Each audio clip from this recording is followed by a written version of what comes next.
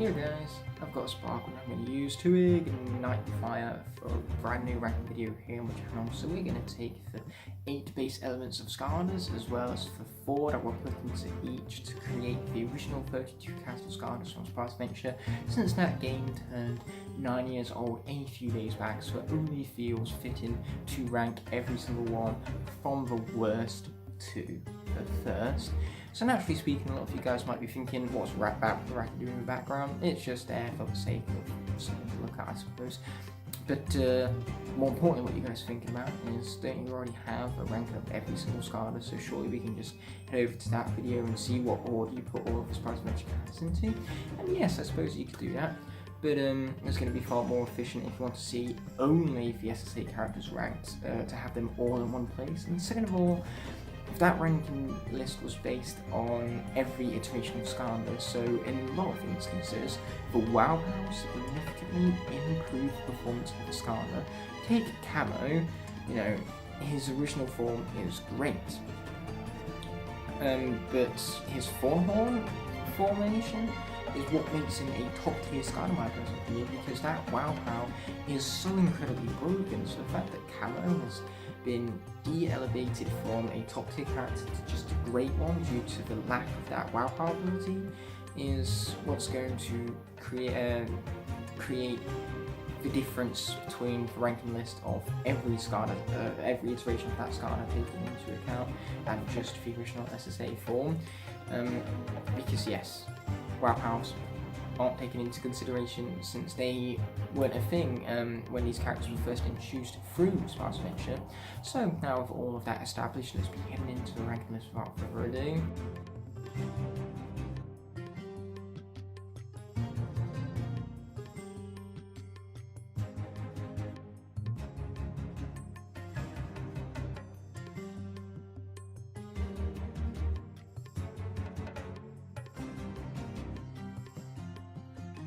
Starting us off, number 32 is going to be Wrecking Ball, a Skylander whose design is effectively a bowling ball with beady little eyes and little red things sticking out of the top of him. So regardless, that makes his design very uninspired and dull, and on top of that, the character's also frankly disgusting. He burps to attack his enemies, and I just find that really distasteful, so to say. So Wrecking Ball is not only a poorly designed Skylander, but his gameplay goes against the kind of things that I enjoy, especially when it comes to the sound effects, because the sound of a burp is just disgusting to me. So because of my distaste for the natural moveset of this Skylander is what puts him at 32, being the worst that Spyro's Adventure has to offer.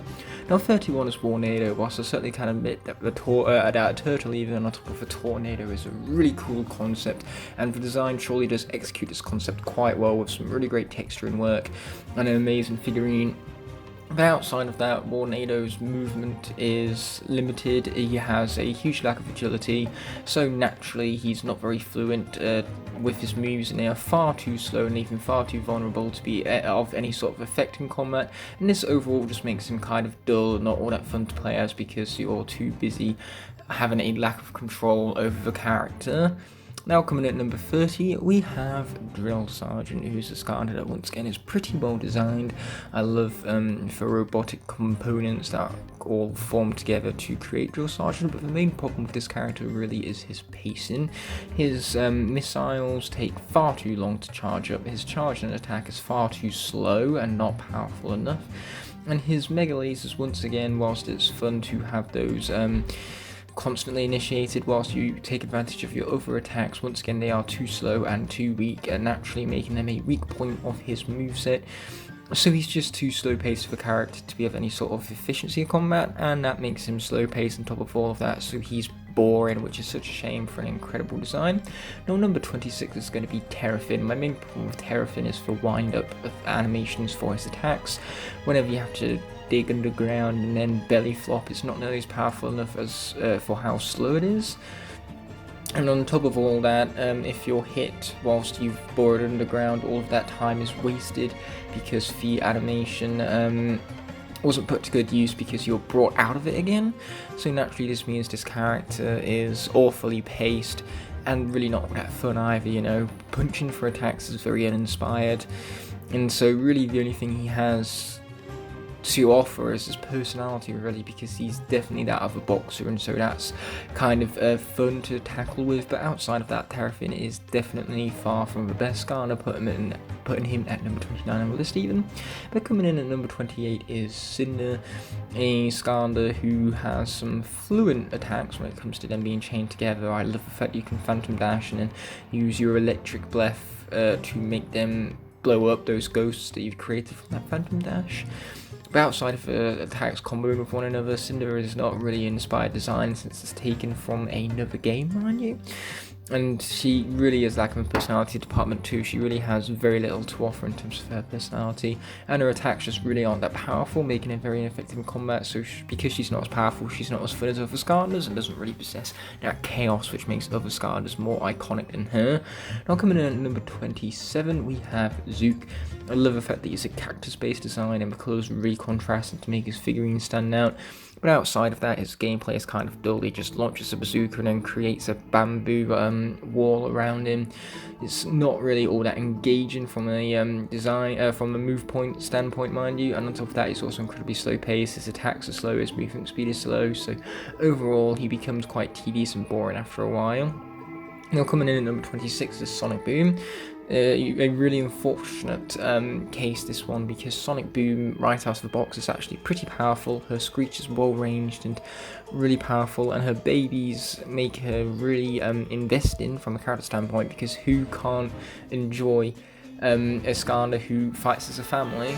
So I suppose that's compelling, but outside of that, her upgrade chamber doesn't really improve her attacks all that well, besides for a few damage buffs and a little bit of extra range. So because the upgrade chamber itself really underwhelms me, and it, you know, makes Sonic Boom, even as a fully upgraded Skarner, far less than other fully upgraded Skarners, and there's that lack of development to truly make you feel rewarded for playing as her more, is ultimately what makes Sonic Boom quite underwhelming in my personal opinion. But I do love the Griffin-based design, and so the fact that she's more powerful and at least more fun and more compelling from a character standpoint than the characters preceding her is what gives her number 26 on the list. But apart from that, there's not really much to love about her. But now moving into 25, these are characters that I actually really like, and it's really hard to rank the characters from this point onwards, so please bear that in mind. These are just my silly personal opinions, and to no extent do you have to agree with them. In fact, if anything, I would love to hear your opinions in the comment section below, but please be respectful. Regardless, coming in at number 25 is Slam Bam. He's a little slow paced, although he does have the sled ability to kind of compensate for that. And I do love the jingle of his WoW Power 4, but we're not really taking that into consideration because we're looking at the Spyro's Adventure context only. And with Slam Bam, the cooldown after his surfing really doesn't justify using it, because you spend so long stood still after having used it that the time you've gained from using it is effectively lost, is what I'm trying to say here. His combos are very well animated, and that makes him pretty cool. He's also got a very distinctive design with some with forearms, is what I'm trying to say here, so that really makes him stand out. And I apologise for the cool pun from earlier, but that's just the way how I describe this character. He's cool, but doesn't really have much to offer when it comes to pacing or power. There are far better Skarners to provide that power and excellent pacing for you, such as number 24, Sunburn.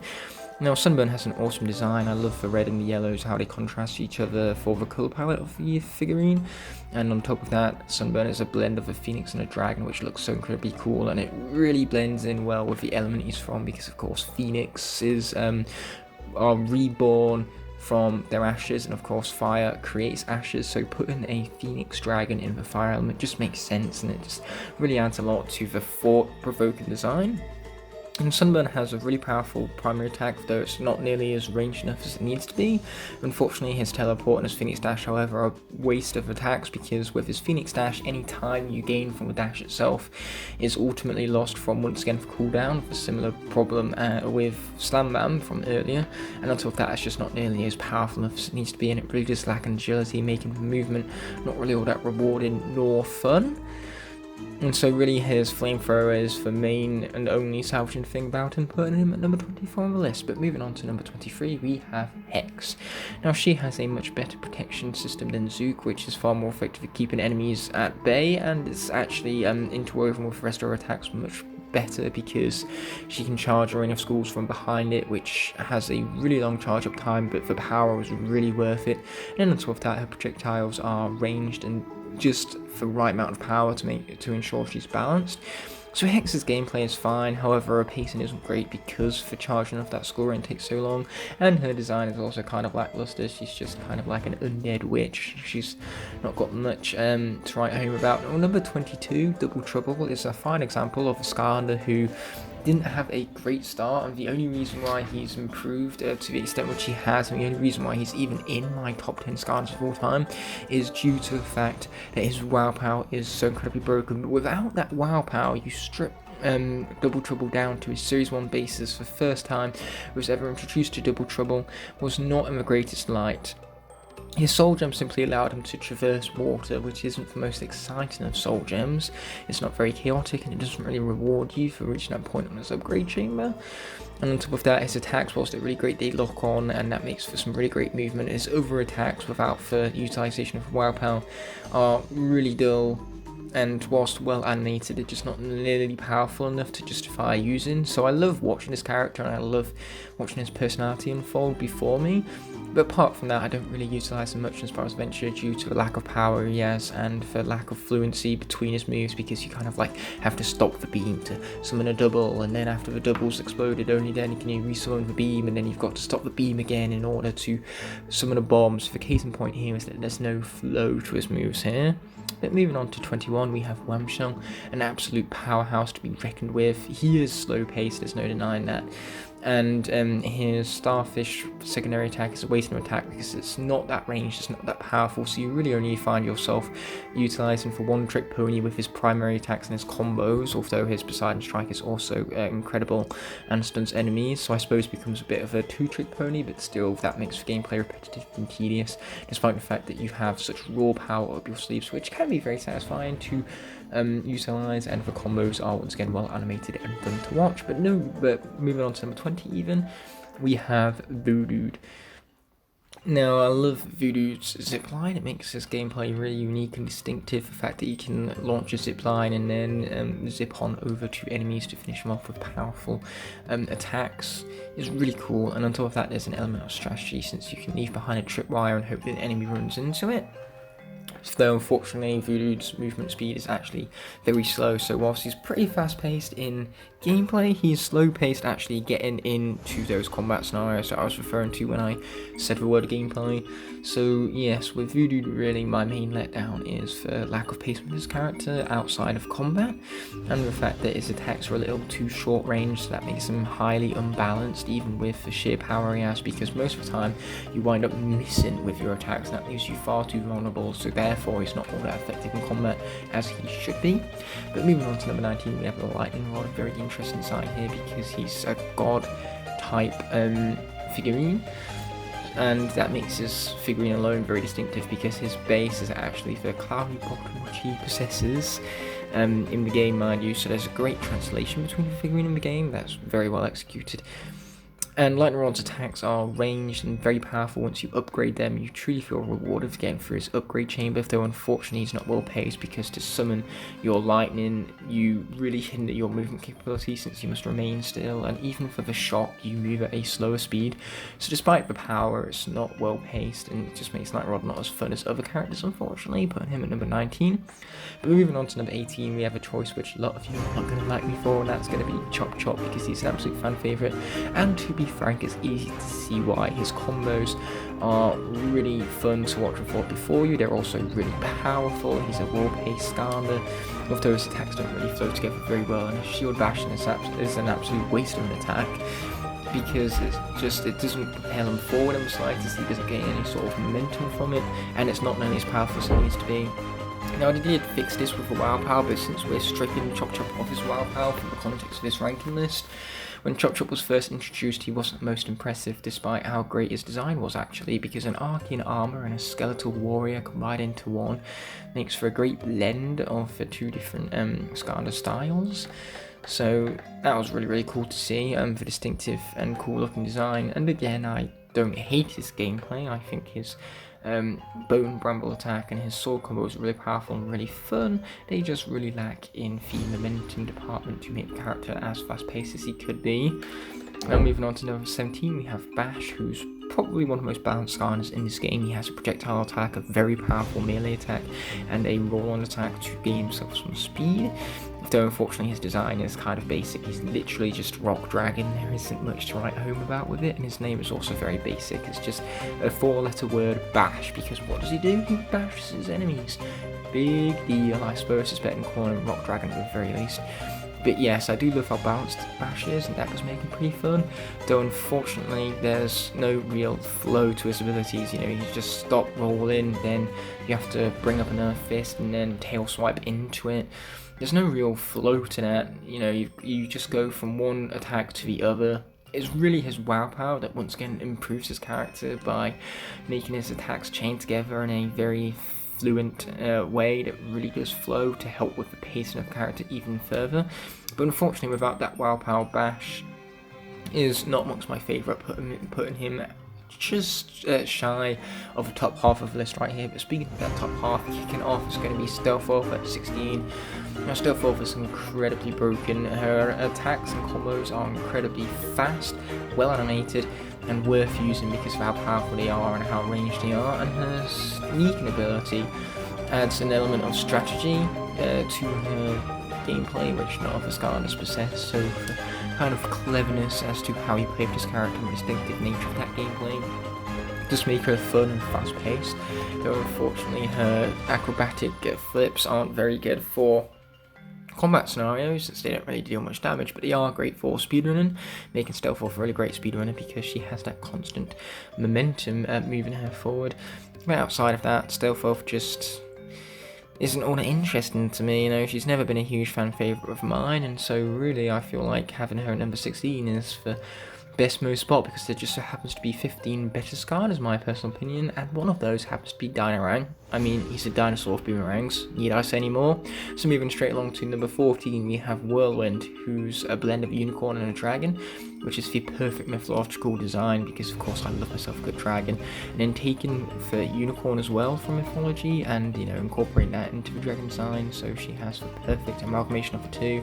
Just makes her really distinctive and really memorable from a design standpoint, and she's also got really useful kits as well, making you really want to play as her and feeling highly rewarded once you finish her upgrade chamber, since she heals other Skylanders in co-op mode, so that can become very useful and very compelling. Although unfortunately her attacks, whilst they do flow together very well, they're not very powerful, so there's no real reason to pick up her gameplay with the exception of utilising her rainbows to heal up allies, and she also has a waste of a tertiary attack since it's flight, and that really takes away from her momentum even if it adds speed in a certain direction. So rather than momentum, what I actually meant was agility, because you can't really change directions all that easily with the flight, and that makes it not very useful combat where you constantly need to change your direction. So yes, I hate flight abilities, and I hate how they waste a tertiary attack for a lot of these Skylanders, and Whirlwind is no different. Moving on to number 13, we have, in my personal opinion, a very underrated Skylander who has PRISM break. Now, a lot of people hate this Skylander, and I don't understand why. There's an element of strategy that keeps you constantly invested in this character as you summon a crystal, and then you have to reflect your beams through it in order to have a great sense of crowd control as you just annihilate everything in front of you. The chaos for this character and the fact that you actually have to use your brain around it and strategize is so much fun. Sure, his design is not lackluster since he's nothing but a rock dragon or a rock golem even, so he's nothing to write home in that category. But the fact that I'm constantly immersed in the game as I'm playing with this character, as I have to use my brain cells to, of course, think around where to set up my crystals and how best to reflect them to take care of my enemies, it's just really fun and distinctive. PRISM break making him more memorable, even with that design letting him down. But moving on to number 12, we have ERUPTOR, who is a pretty slow-paced character. You know, it takes forever to walk between combat scenarios, but that's easily forgivable when it comes to his gameplay. Once you upgrade him, he's faster and more powerful, making me feel truly rewarded for completing the upgrade chamber. He doesn't even need any WoW powers, because in my personal opinion, the WoW powers aren't really that much to this Skylander, and that just goes to show how perfect he was in the first place. Because he has so much personality, he's very well voice acted, and above all, as I said earlier, his attacks are fast, powerful and really fun to take advantage of. So I really enjoy ERUPTOR, despite the fact that I have bashed him a lot in the past, but since then even, I have put more time into the character and truly started to appreciate him a lot more. So I do still find his design kind of boring. He's effectively just an orb with magma arms and a face attached to said orb, so his design, just like Wrecking Balls, is a little dull and not one of my personal favourites. But hey, everything else I've talked about definitely balances that out and makes ERUPTOR worthy of being number 12 on the list. My apologies if he's your favourite Skylander, but you know, not every Skylander can be number 1, unfortunately. Now moving on to number 11, just shy of making top 10, we have CAMO, another huge fan favourite, and it's easy to see why. His firecracker vines and projectiles make him very effective from a distance, so you can keep your distance and defeat enemies very quickly and not worry about being hit yourself. On top of that, he's got an awesome design. His gameplay is really well thought through, and his moveset is just varied enough to make this character never feel like he's a drag to play with. And on top of that, his design is incredible. For contrasting colours between the greens and the reds is nice to look at, and the fact that he's got a leaves for a back, and he's a dragon that doesn't need wings to move around means that he doesn't waste a tertiary attack on fight one. And second of all, it just makes him have a really distinctive design amongst the rest of the dragons. Moving on to number 10, well, kicking off our top 10, you could go as far to say, is Stump Smash. So I suppose this adds further context as to why I chose him for the Know Your Skylanders and reviews from yesterday. Regardless, what makes Stump Smash such a great Skylander, for those of you who missed the review, is that his figurine is so well detailed. They've got patterns over the parts of the tree where he was chopped that are consistent throughout, making him, really well thought through.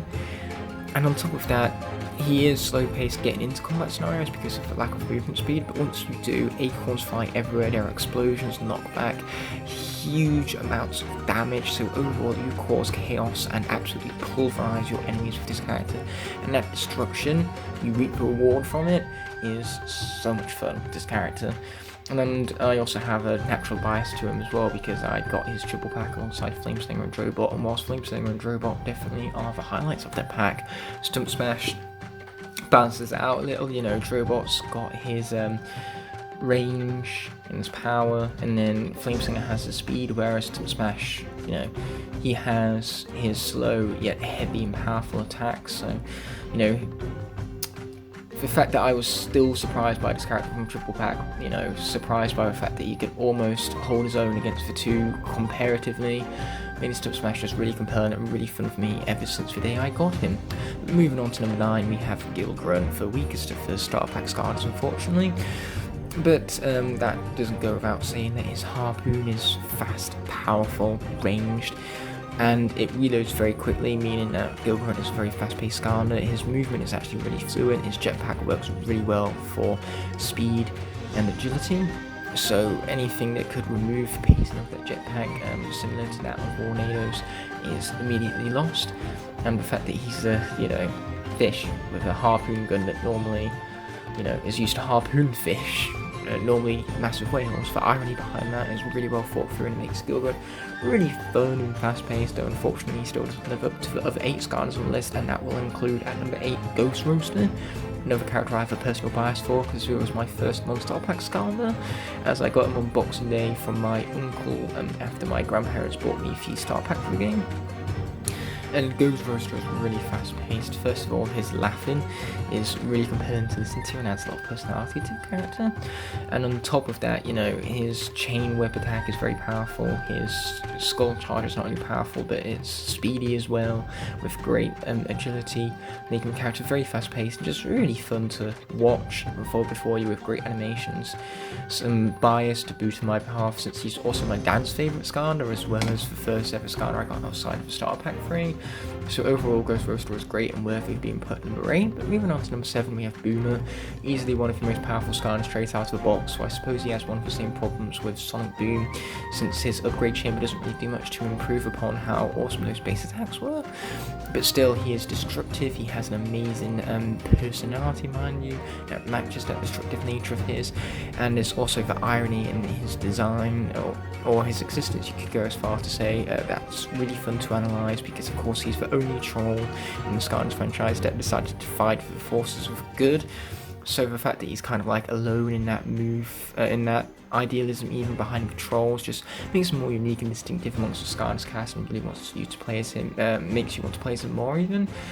Though he does have a lack of pacing when it comes to him moving between combat scenarios, but once you do get into combat scenarios, his attacks really flow very well and are so destructive, making it so much fun to cause instead of destruction. But moving on to number 6, just shy of top 5, is going to be Spyro. The main reason why a lot of OG fans picked up the game in the first place, and one of the main reasons why I have a distaste for this Skylander, because a lot of those OG fans have, of course, you know, unrightfully hated on this franchise and sent death threats to developers who were just trying to put passion into a project which they themselves appreciated, all because Spyro's snout was shorter than it was on the norm. So I think the extent, you know, the ends did not justify the means with those fans. That gave me a huge distaste for the character as a whole. And his gameplay really isn't anything to write home about. You know, he's just got a fireball and he's got a charge, big deal. Other Skylanders do that and they do it better with more power, more range and all that. But still, Spyro is iconic. His design is incredibly memorable with really great contrast and colours. And since he is a reason that so many people even got into the franchise in the first place, you know, there's a lot of natural nostalgia and bias towards that. So there's just as much to praise with Spyro as there is to get frustrated by, so to say. And so I feel like 6 is the perfect even spot for Spyro to land at. But coming in at number 5, we have another huge fan favourite, Trigger Happy, and it's easy to see why. He has an insane personality that's really compelling and very invested into watching forward before you, because he's a little crazy and incredibly happy on the trigger, which is where he gets his name from, of course. And the fact that you can just mash your bullets and they can just fly around everywhere means that, you know, you can have fun mashing buttons, because there is no denying that pressing the same button over and over again is incredibly fun. But on top of that, you get to see all of this chaos happening on screen, which really matches personality of Trigger Happy, making him very well thought through and making you really want to pick him up and play as him due to that fun and that chaos you can see unfold before you and create. But that leads us quite nicely onto number 4, FLAMESLINGER, who I was alluding to earlier, being one of the most balanced Skylanders in the game, to a greater extent than Bash, because his ranged attacks are far more ranged, far more powerful. His speeding ability is very fast with very little lag on the end of it, and these attacks all chain together very well to make his gameplay feel fluent and incredibly fast paced. Though unfortunately FLAMESLINGER still can't receive a medal, he's just short of the 3rd place spot, since that bronze medal is going to Zap. Now I know what you're thinking, Zap loses a lot of his speciality because, of course, you know, without his WoW power he's no longer 4 riding now, is he? Because for Series 2 Zap has the very unique story of having a WoW power dedicated to a kid who unfortunately passed away, but he was a mega fan of Skylanders and his favourite character was Zap. But since, of course, this was prior to Giants, then the version of Zap that this kid would have fallen in love with is this Zap. And even without WoW power, even without that honor behind it, this is the Zap that built up that story, giving him a very special place in my heart, particularly. And overall, he breathes lightning. He has a sea slime slide, which after you finish with the sea slime slide, you can immediately turn around and zap it in order to create a tripwire, which requires great strategy, constant brain cells, and immersion to a similar vein as Prism Break, but is far more fast paced. On top of that, he's a water dragon with gas tanks and a lack of wings and massive horns. It's just a really thought through design with a lot of detail that's incredible to look at, mind you, and creating an amazing figurine on top of all that with a very unique base. that emphasises his water-based abilities with the waves kind of sitting behind him on the figurine. Overall, I love Discarder. I love the fact that someone fell in love with Discarder and the developers felt it right to honour this kid for that. And that alone gives Zap the bronze medal, but he still can't quite live up to number 2 being DROBOT. Man, this guy is good. He's fast-paced because his afterburners are really quick, really powerful, and above all, he's one of the most broken Skylanders out there, since his attacks are incredibly ranged, incredibly speedy, incredibly efficient, and due to that movement he has on the combat fronts, it's very rare for his enemies to even get close enough to defeat him, and even if they do, chances are he will outmaneuver them, out-strategize them, and all of this ties back to his personality, which is built up around his design, because of course he's a regular dragon who just so happens to be resourceful and technologically advanced to where he's created himself this massive robot suit, and the intertextuality created from this design is phenomenal. You of course have the Iron Man reminders due to the fact that, you know, he effectively built his suit from a box of scraps. And then on top of that, he also has a voice similar to that of Soundwave, who is my favourite Decepticon from Transformers series, and that adds a lot of personality to the character. And so above all, DROBOT is so much fun to play as. He has an incredible design, really thought through moveset to make him really fluent and fun, most importantly fun, even if he is broken, because in Spyro's Adventure, if you guys are curious as to whether there's difficulty or not, there is. You placed DROBOT in the portal and now you're playing on easy mode, and that's really great for young kids who might be struggling with a certain section. You know, you can just give them DROBOT and give them an easier time and make sure that they have more fun with the game and you have more fun with the game, because then, you know, your younger brother or sister isn't killing off with your characters because they're playing with the most broken one. Speaking of broken, the number 1, without a shadow of a doubt, has to be IGNITOR. First of all, his attacks deal 40 damage each hit, so the chances of your attacks not defeating an enemy before they have a chance to hit you are incredibly slim. Second of all, his personality is incredible. He has a personality of a traditional knight, which I myself have a huge bias towards because I'm a huge fan of medieval knights. His flaming sword is an awesome weapon, it's really well designed, and has some very clever intertextuality with the How to Train Your Dragon series, since of course Hiccup has a flaming sword as well as the fact that, you know, this character can remind me of my favourite film trilogy of all time. And on top of that, his design is practically perfect too, with a really detailed figurine that has an amazing mould, some really contrasting colours, and above all, his gameplay also has some ounce of strategy and smarts behind it. So yeah, so because of that strategy, you're constantly invested, because you might leave yourself vulnerable whilst you use your fire spirit, but if you use it effectively, you have your enemy trapped in a ring of fire which they cannot escape, and that's so satisfying to pull off effectively, mind you. And on top of that, he can also charge up his sword and slam it down with sheer power, and there's nothing stopping you charging his sword and then bringing it into combat, so all of a sudden you surprised your enemies with a quick 80 damage to speak of. You've got into combat and already you've won. IGNITOR has that incredible personality and incredible design. There is nothing I can fault with his character, because even his gameplay is balanced, really fun, really powerful, and the greatest Skylander to come, not only out of Spyro's Adventure, but the entirety of the franchise.